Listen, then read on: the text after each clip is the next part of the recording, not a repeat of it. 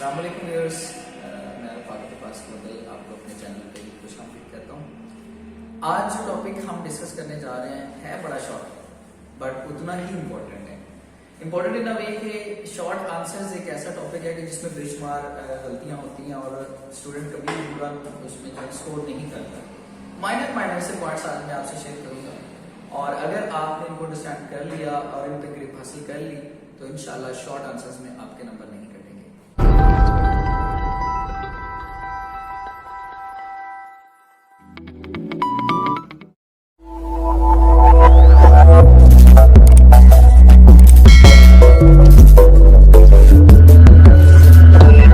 ये equally important है हमारे लिए, मैट्रिक और एफएससी दोनों के लिए। इंटर में आपके कोई भी सब्जेक्ट्स हो तो शॉर्ट आंसर्स एक मैक्सिमम पार्ट होता है आपके 100 नंबर के पेपर का, तो दोनों में ये इक्वली आपकी हेल्प करेगा। चलिए देखते हैं। आज का हमारा टॉपिक है कि how to get full marks in short answers. ठीक है, ये हमारा टॉपिक आज हम डिस्कस करने जा रहे हैं और इसके लिए मैंने कुछ पॉइंट्स निकाले कि जिन पॉइंट्स के ऊपर अगर हमने अंडरस्टैंडिंग कर ली तो इंशाल्लाह हमारे नंबर नहीं कटेंगे। सबसे पहले है कि सब्जेक्ट, नाउन या प्रोनाउन। आपका जो सब्जेक्ट होता है उससे रिलेटेड जो मिस्टेक्स होती हैं उसमें। अच्छा, एक चीज मैं ये भी पता चलूं कि ये जो टॉपिक है ये कॉम्प्रिहेंशन अटेंड करने में भी इक्वली इंपॉर्टेंट है, जो कि आपके क्लास 9th में, ग्रेजुएशन में और सीएसएस प्रीमियर्स में आती है, उसके लिए भी इंपॉर्टेंट है। बेसिकली जो शॉर्ट आंसर्स होते हैं वो होती है कॉम्प्रिहेंशन में। उसमें कॉम्प्रिहेंशन में ये होता है कि एक पैराग्राफ आपको दिया जाता है और उसमें से आपने आंसर लिखने होते हैं, और इसमें ये होता है कि एक चैप्टर आपको दिया जाता है उसमें से आंसर लिखने होते हैं। आज वो चैप्टर उस वक्त आपके साथ नहीं होता एग्जाम में, इसमें ये फर्क है, और कॉम्प्रिहेंशन में वो आपके साथ होता है। सबसे पहले हम सब्जेक्ट, नाउन और प्रोनाउन की बात करेंगे कि जो आपके क्वेश्चन की स्टेटमेंट है वही स्टेटमेंट आपके आंसर में होनी चाहिए। दूसरे नंबर पे है टेंस। जो टेंस आपके क्वेश्चन में यूज हुआ है सेम टेंस आपके आंसर में रिपीट होना चाहिए। तीसरा है कि उसकी लेंथ, कि शॉर्ट आंसर्स का मतलब है शॉर्ट, उसको आप लॉन्ग नहीं बनाएं। हमने देखा कि बहुत सारे स्टूडेंट उसमें एक्स्ट्राऑर्डिनरी डिटेल ऐड कर देते हैं, वो नहीं करनी होती। और लास्ट में मटेरियल के बारे में कि मटेरियल रेलेवेंट होना चाहिए। अगर आपको रेलेवेंट मटेरियल नहीं आता तो आप उस पर टाइम वेस्ट करेंगे, उसका कोई नंबर नहीं मिलेगा। और पंक्चुएशन की मिस्टेक्स हमारा फिफ्थ और लास्ट पार्ट है कि पंक्चुएशन भी जरूरी होती है। ये लैंग्वेज है, लैंग्वेज में पंक्चुएशन बहुत मैटर करती है। आइए देखते हैं, इनको एक्सप्लेन करते हैं कि किस तरह ये हमारी इंप्रेशन करवाते हैं। सबसे पहले है कि सब्जेक्ट, नाउन और प्रोनाउन की क्या मिस्टेक्स होती है। एक क्वेश्चन मैंने एग्जाम्पलीफाई किया यहाँ पे कि where did the wolf go, तो आंसर में लिखा हुआ है he went to the forest. क्या मिस्टेक है भला इसमें? मिस्टेक ये है कि आपके क्वेश्चन की स्टेटमेंट में सब्जेक्ट आपका है द वुल्फ और आपके आंसर की स्टेटमेंट में आपने लिखा है ही। अब इसके लिए यहां पर आना चाहिए था द वुल्फ, ही जो है वो रॉन्ग है, इसकी आपको डिडक्शन होगी। इसका 1 नंबर भी कर सकता है और 0.5 भी कर सकता है, आगे आपका सारा आंसर ठीक हो। तो इसमें हम यूं करेंगे कि आपने क्वेश्चन को अच्छी तरह रीड करना। जो क्वेश्चन के अंदर स्टेटमेंट है, क्वेश्चन के अंदर जो आपका सब्जेक्ट है, जो नाउन प्रोनाउन यूज हुआ हुआ है, उसी को आपने बतौर हेड और सब्जेक्ट आपके आंसर का हिस्सा बनाना है। तो ये मिस्टेक आप ओवरकम कर जाएंगे और यहां से आपके नंबर नहीं कटेंगे। नेक्स्ट हमारे पास है टेंस। अब ये एक स्टेटमेंट है कि व्हाट डिड द गाय से।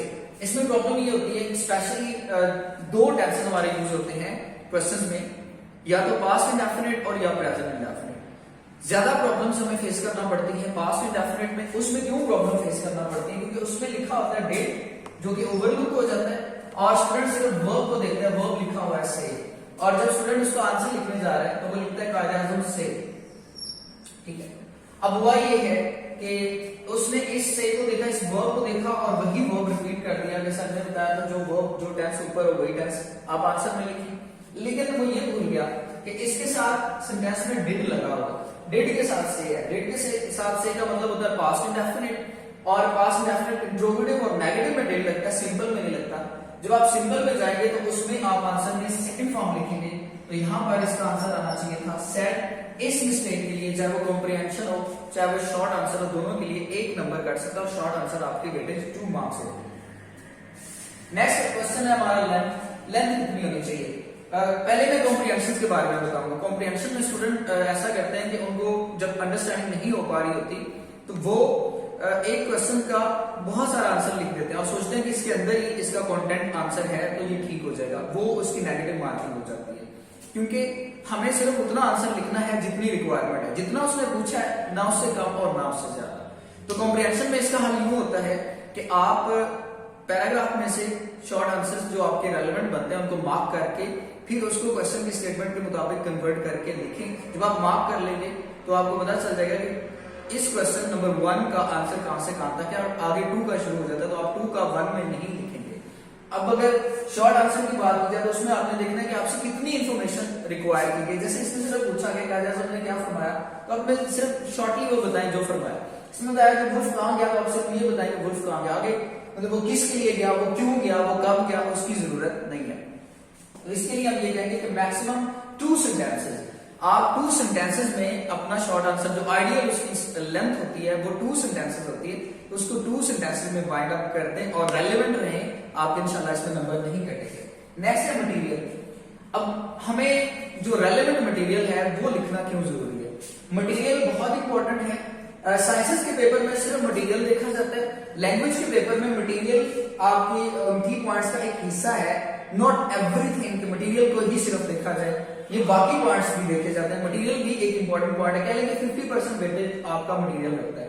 अब मटेरियल में ये है कि जो आपसे पूछा गया है वही आप बताएं, ना कि आप you are going about the bush, आप उसके बारे में बात ना करें। आप सिर्फ रेलेवेंट मटेरियल लिखें जितना पूछा गया। अगर नहीं आता और आप इररेलेवेंट लिख रहे हैं उसका कोई फायदा नहीं होगा, आप you are just wasting your time, उसकी आपको कोई वेटेज नहीं मिलेगी। तो नेक्स्ट हमारे पास है कि पंक्चुएशन। इसको जरा प्लीज देखिएगा कि पंक्चुएशन किस तरह मैटर करती है। पंक्चुएशन में मैं एक एग्जांपल दूंगा, लिखा हुआ व्हाट डिड द कायर से, और नजरिए आंसर में लिखा हुआ है कायर said that you are made of sterling material and second to none whatsoever.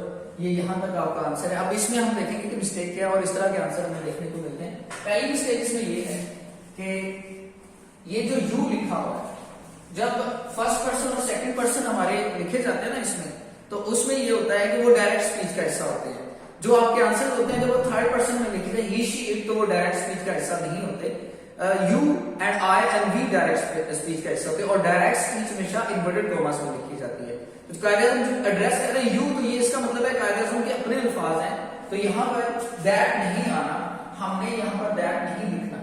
ठीक, दैट जब हम लिख देते हैं तो वो इनडायरेक्ट स्पीच बन जाती है और दैट के बाद हम इन्वर्टेड कॉमास यूज नहीं करते। लेकिन अगर दैट लगाते हैं तो प्रोनाउन चेंज हो जाते हैं, यू की जगह दे आ जाना है, कुछ और आ जाना है।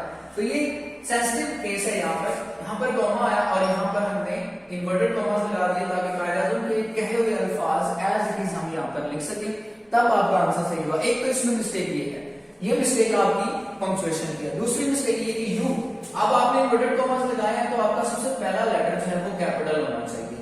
ये स्मॉल है, दैट इज अ मिस्टेक, इसके भी नंबर आपके डिडक्ट होंगे। उसके बाद नेक्स्ट हमारे पास है एक और एग्जांपल है, how did Hazrat Asma console her grandfather. अब इसको अगर आप देखें तो इसके आंसर में लिखा हुआ हजरत अस्मा बीवी है। आप चेक करेंगे फर्स्ट लेटर भी स्मॉल है और नाम का फर्स्ट लेटर भी स्मॉल है। आपको पता है कि कॉम्प्रिहेंशन के रूल्स के मुताबिक जो फर्स्ट लेटर होता है इंग्लिश लैंग्वेज का वो तो कैपिटल होता है, ये हमने कैपिटल कर दिया। उसके बाद जो आपका प्रॉपर नाम है, नेम है, उसका फर्स्ट लेटर भी कैपिटल होता है। तो ये कैपिटलाइजेशन से रिलेटेड मिस्टेक है जो कि पंक्चुएशन का हिस्सा है। इंशाल्लाह पंक्चुएशन पे एक सेपरेट लेक्चर भी हम प्रिपेयर करेंगे कि पंक्चुएशन किस तरह आपकी राइटिंग में इन्वॉल्व होती है। बट जो शॉर्ट आंसर्स में पूरे नंबर लेने हो, अगर आपका टारगेट हो, तो इन 5 पॉइंट्स को आप अपने ज़हन में रखें और इनको अप्लाई करें अपने शॉर्ट आंसर्स में। इंशाल्लाह आपकी डिडक्शन नहीं होगी, ये गारंटी है। और किसी कंफ्यूजन की सूरत में जरूर शेयर करें। अपना बहुत सारा ख्याल रखें।